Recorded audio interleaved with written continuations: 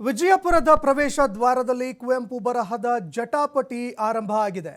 ಇನ್ನು ಟಿವಿ5 ಕನ್ನಡದಲ್ಲಿ ವರದಿ ಬೆನ್ನಲ್ಲೇ ಶಾಲೆಯ ಘೋಷವಾಕ್ಯ ಮೊದಲಿನಂತೆ ಚೇಂಜ್ ಆಗಿದೆ.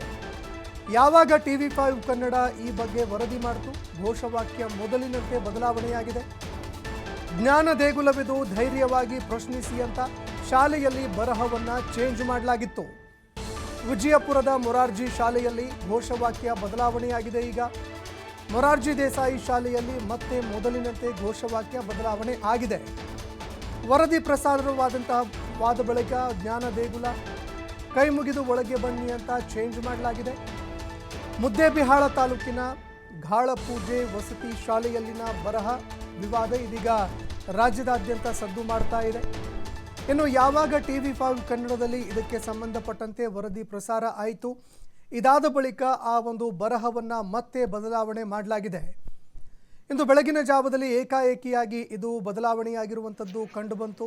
ಅದರಲ್ಲೂ ಎಲ್ಲ ಮೊರಾರ್ಜಿ ದೇಸಾಯಿ ಶಾಲೆಗಳಲ್ಲಿ ಜ್ಞಾನ ದೇಗುಲವಿದು, ಕೈ ಮುಗಿದು ಒಳಗೆ ಬನ್ನಿ ಅನ್ನುವಂತಹ ಒಂದು ಬರಹ ಕಾಣಲಿಕ್ಕೆ ಸಿಗ್ತಾ ಇತ್ತು. ಇದು ಪ್ರತಿಯೊಂದು ಮೊರಾರ್ಜಿ ದೇಸಾಯಿ ವಸತಿ ಶಾಲೆಯಲ್ಲಿ ಕಂಡುಬರುತ್ತೆ. ಈ ಒಂದು ಬರಹದಲ್ಲಿ ಬದಲಾವಣೆ ಕಂಡುಬಂದಿತ್ತು. ಜ್ಞಾನ ದೇಗುಲವಿದು, ಧೈರ್ಯವಾಗಿ ಪ್ರಶ್ನಿಸಿ ಅಂತ ಶಾಲೆಯಲ್ಲಿ ಬರಹ ಬದಲಾವಣೆ ಆಗಿತ್ತು.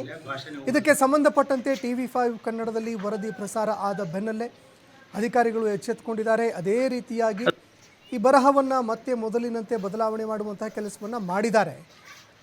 ವರದಿ ಪ್ರಸಾರವಾದ ಬಳಿಕ ಜ್ಞಾನ ದೇಗುಲವಿದು, ಕೈ ಮುಗಿದು ಒಳಗೆ ಬನ್ನಿ ಅಂತ ಅದನ್ನು ಮತ್ತೆ ಬದಲಾವಣೆ ಮಾಡಲಾಗಿದೆ. ಮುದ್ದೇಬಿಹಾಳ ತಾಲೂಕಿನ ಗಾಳಪೂಜೆ ವಸತಿ ಶಾಲೆಯಲ್ಲಿನ ಬರಹ ವಿವಾದ ಇಡೀ ರಾಜ್ಯದಾದ್ಯಂತ ಸದ್ದು ಮಾಡಿತ್ತು.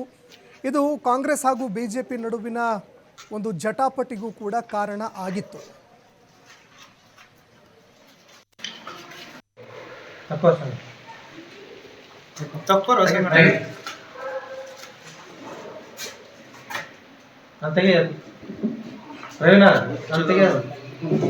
ಭಾಷೆ ಹೋಗೋದಿಲ್ಲ.